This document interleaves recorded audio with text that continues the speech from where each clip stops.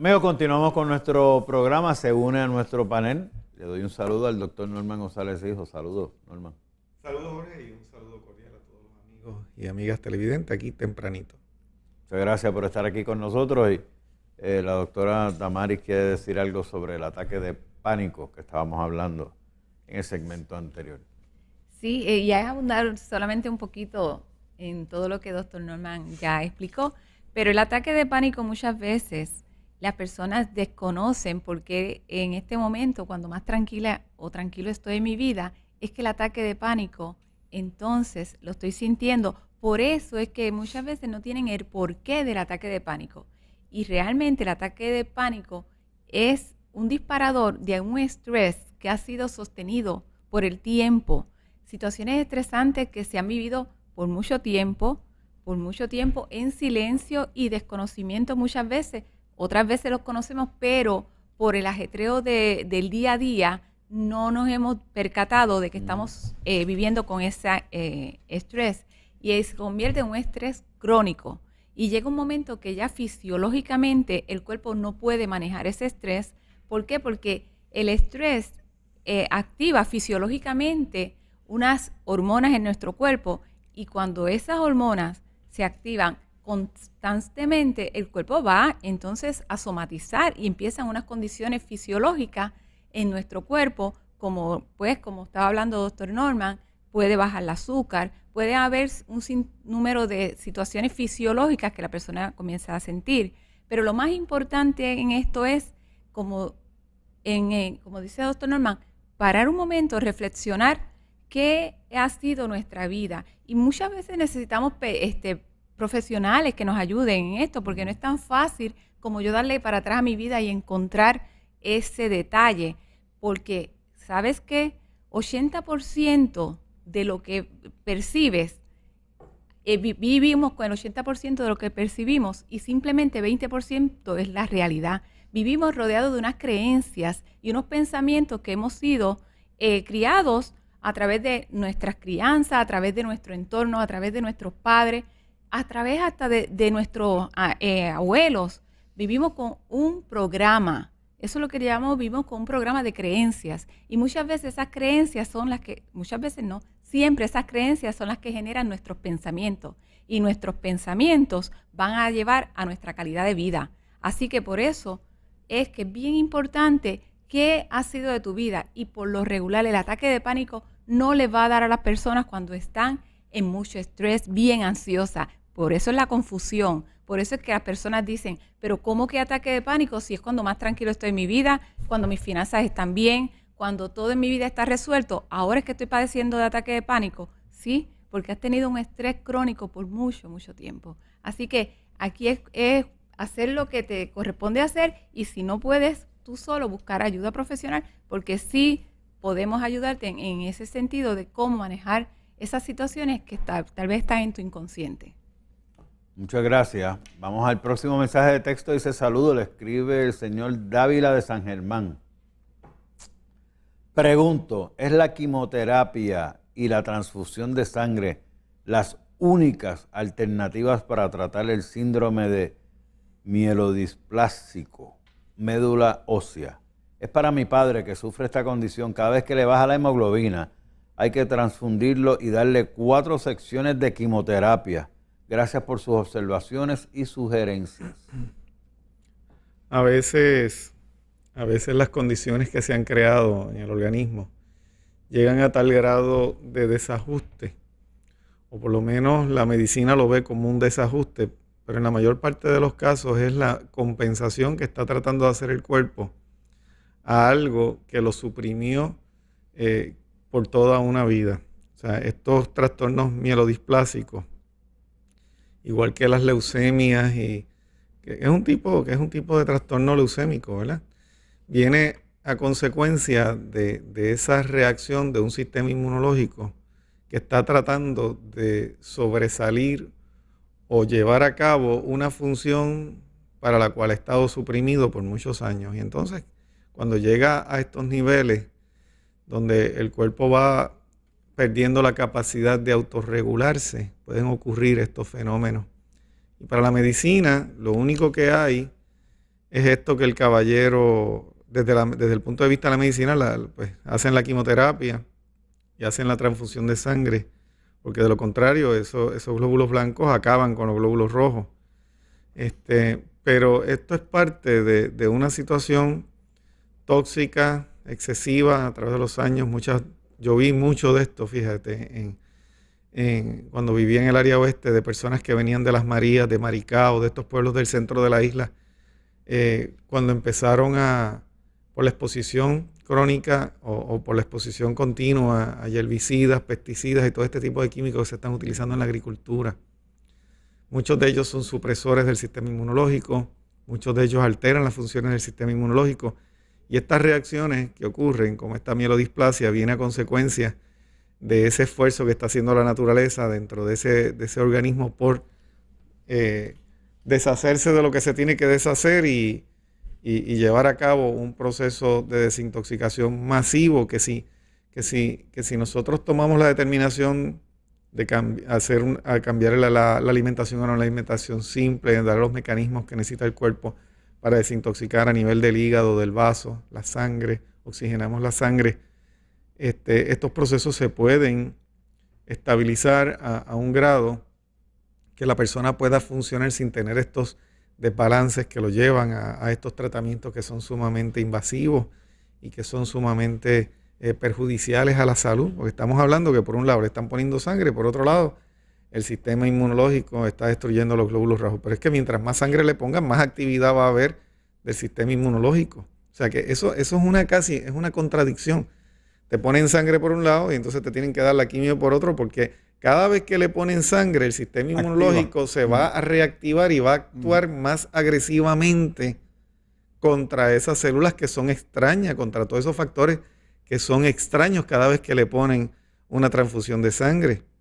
¿Ves? O sea que estamos ahí, esto es una contradicción que gira en torno a un círculo vicioso donde no se le está dando la oportunidad al cuerpo a que haga lo que tiene que hacer. Ni que salga. Ni que pueda salir, y muchas veces la combinación de la quimio y las transfusiones de sangre, lamentablemente, si la persona ya está en una edad avanzada, desarreglan de tal grado el organismo que muchas veces es muy tarde para hacer entonces un proceso de desintoxicación y balance. Sí. Por eso es que es bien importante la edad que tenga esta persona, y más que la edad, la disposición, porque también a veces nosotros como hijos queremos llevar a nuestros padres a que tomen unas decisiones que ellos no están dispuestos a tomar. Y ahí entonces donde se complica un poquito más la situación, y la edad de la persona es bien importante, porque como estaba diciendo Norma, una vez se desregula el sistema a una edad, yo siempre pienso que siempre hay posibilidades, pero a mayor edad las posibilidades van siendo menos del cuerpo poder recuperar y regenerar aquello que ya dañó. Sí, porque el sistema se ha estado desregulando continuamente con la quimioterapia y con las transfusiones de sangre. Tengo la edad del caballero. Y entonces el asunto es mayor porque es el papá del que nos escribe. Y el asunto es, fíjate, que la misma terapéutica médica lleva a los organismos a estos extremos. Claro, la razón que ellos tienen para administrar estos tratamientos desde inicio es porque piensan que dentro de un proceso de eso de desregulación el sistema se puede autodestruir. Pero también he visto en muchas personas mayores, además de la exposición a químicos, los mismos medicamentos que utilizan, situaciones de depresión severa. O sea, cuando estas personas mayores llegan a esta edad donde sienten que no se sienten ya útiles, que no pueden realizar la labor productiva que hacían cuando eran jóvenes, también se produce un ataque o un autoataque del sistema que puede ser autodestructivo si la persona no cambia también su mentalidad. Y esto lo vemos en estas personas mayores que dicen: yo me quisiera morir, ya yo no sirvo para nada. Y se agrega o se añade a ese proceso autodestructivo que ya el sistema inmunológico está haciendo. O sea que hay que ver en qué actitud mental está la persona, la edad, qué factores o cuántas herramientas pueda disponer ese organismo ya para poder mejorar, porque está casi artificialmente. Por un lado le ponen la sangre y por otro lado Aquí la destruyen. O sea que hay que ver qué queda ahí en ese organismo, dependiendo de qué tipo de resiliencia tenga, de qué tipo de organismo tenga la persona y los deseos que esa persona tenga de vivir también. Norman. Por eso es que nosotros en estos programas tratamos y explicamos tan detalladamente cómo se debe de manejar este tipo de casos, porque es una lástima que la gente tenga que sufrir lo que es la mecánica medicinal del sistema moderno, ¿verdad? En donde, por un lado, estamos haciendo un procedimiento que es contrario a los mejores intereses del organismo mismo.